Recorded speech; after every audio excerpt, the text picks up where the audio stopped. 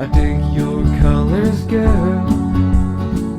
Shades of life, a lot of you. Tell me what you see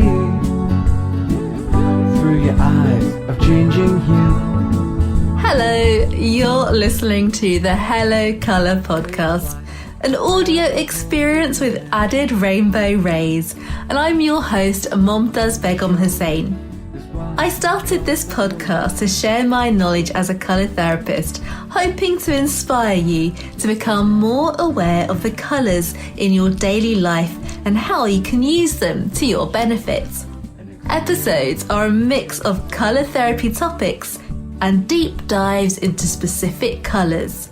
Christmas is around the corner and the streets are glistening with twinkling lights while sequin attire is colonising clothing rails, which means there's one seasonal shade that's plentiful. It has the Midas touch, embodying so much energetic goodness that if we knew how to harness its benefits effectively, it could make us rich. I'm of course talking about the colour gold. In this episode, I'll be going into the heart of gold by answering, what are the divine properties of gold? How can having more gold in your life boost your compassion? And what makes gold such a powerful colour when it comes to manifestation? Are you ready to dive in with me? There's an entire gold mine to dig and discover. Gold is more than a colour. It's a precious element. But what springs to mind when you think of gold? Growing up in the 1980s, the first vision that comes to my mind is the huge gold chains worn by Mr. T. He played B.A. Baracus in the TV show The A-Team. I know, very specific, but he's such an iconic person. Do look him up if you're not sure who I mean. He's a legend. There's no doubt that gold represents riches and royalty, prestige and stature. Gold is one of the most desirable and natural phenomena in the world. But alongside its association with grandeur, there's a side to it that's reassuringly has nothing to do with gold bars and material wealth. So let's start with the properties of gold. Before I started researching and understanding the power of colours from a colour therapy perspective, I mostly had negative associations with anything to do with gold. To me, gold represented greed. And people got so obsessive about it. But my thinking was illogical. Instead of tuning in with the truth of the colour, I'd become clouded by the variable, which is people. I wasn't recognising the power and positivity that gold as a colour represents.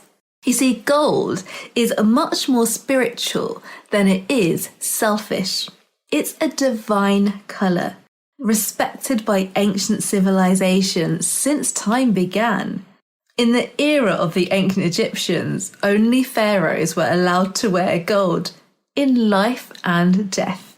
I mean, just think of all the golden mummy cases they were preserved in, like Tutankhamun.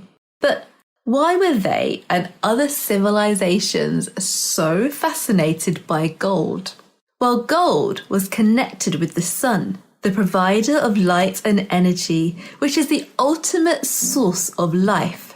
Imagine what it would have been like to witness glistening golden sun rays every morning and paying homage to that being the Earth's power. Something most people take for granted these days, yet it remains true. The earliest coins used as transactions between people were gold. And by the 4th century, it became so precious that gold mines were built all over the world to find it, though usually this meant it was stolen from other people's lands. Gold represents divinity and features on the pages of religious texts. It's also highly respected in different cultures, especially when it comes to South Asian weddings. While in popular culture like music and fashion, gold maintains its reputation for being deeply desirable. Which leads nicely onto gold being considered the colour of compassion, which is the opposite of selfishness. The 7 main colours that are relevant in colour therapy come from the rainbow, which correspond with a chakra or energy system. For example, green represents the heart, blue the throat, indigo is the third eye area where your forehead is, and violet is the head, which is where the colours and the body run out. But that's on a physical level. Gold sits above our heads like a halo, part of our aura. This means it's connected to our wisdom and values, and that's where compassion stems from. Gold is the colour that represents service or helping others. It promotes good deeds, feelings of selflessness, and being more generous. So the more you surround yourself in the colour gold, the more generous you're likely to feel and become. You don't need to be financially rich to experience this. Simply by being of service, by volunteering your time for a purpose that aligns with your values, will lead to the riches coming through. But beware, there's no point volunteering doing something that doesn't feel right for you.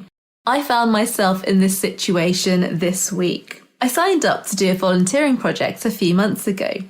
And the truth is that when I went to our second meeting this week, I realised that deep down, there are other causes I want to spend my time on more. So I've politely stepped away. Now, this doesn't make me a bad person. It means I have a much deeper connection to knowing what I actually want to do and how I spend my time, which is more beneficial to me and other people. And gold gives us this clarity. Now, don't forget there are different types of gold, so if a bold, metallic or wet look one doesn't appeal to you, why not opt for a softer rose gold, which has pink tones and is far more gentle and nurturing. A very healthy colour to be around. Finally, I want to talk about gold and how it can support manifestation. Manifesting is a term that's used a lot these days. It's in the popular zeitgeist, championed by thought leaders and coaches. In a nutshell, it's about honing in on your dreams, goals, and visions, having them clear in your mind, and then seeing them come into fruition. Methods can include daydreaming, vision boarding, journaling, and even talking your vision out loud. But it doesn't work by only doing these things and the magic suddenly happening, although some may say otherwise. There's a lot more that needs to be aligned. Now, there's no shortage of books and podcasts on the topic, so if you want to learn more about it, I'll drop some links in the show notes.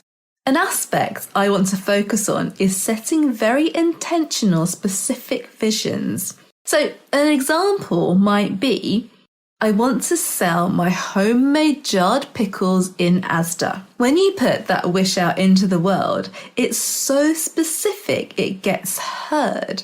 But on the other hand, if your intention was, I'd like to see my food in a shop, it's too broad, so harder to manifest. But when you are in a specific manifestation mode, the colour that can support your grand plans and grand wishes is the grandeur of gold. Any form of gold radiates positive energy. And when you feel positive, you feel good, which affects your subconsciousness. And that's when the impact happens. You truly start to believe in your potential. And with such unwavering self-confidence, the wheels in the cog start to turn, making things happen. Now, I champion different ways to absorb colour into your life, like food. So perhaps eating golden kiwis. Or nature, looking out for those golden sunshine rays. But in this case, when it comes to gold, jewellery is the most powerful tool. So think of it as an adornment that acts like a lucky charm. It's historically the most revered way to receive the benefits of gold. But I'm not endorsing real gold, just something that's golden in colour, like costume jewellery or maybe even spraying something with gold spray paint. If you've got plans and have been trying to make them work but nothing is happening, then gold energy could be what's needed to unblock the route forward and help you reach your potential. So, get or make yourself a gold coloured pendant, brooch, earrings, keychain, bangle, something that you feel attracted to. Look at it whenever you lose your motivation to help renew your focus on your vision. With this added gold support, you'll feel in a much more positive place, where those dreams of yours can really start to unfold. Thanks for listening to the Hello Colour podcast. It's a real pleasure to have you here with me. If you enjoyed the show, then do share a link with anyone else who might enjoy it. And of course, you're invited to leave a review and rate the show, which helps other people find it. My contact details are in the show notes. If you'd like to get in touch about today's episode or something I've mentioned in previous ones, then I'm on Instagram at momtazbh.co.uk, or my other details, as I mentioned, are in the show notes. The background music you can hear is by the band Cellophane Company, who created this colourful song just for this podcast. You can check out their 2 albums on Spotify, Apple and Bandcamp. Take care, seek out some gold, and speak soon.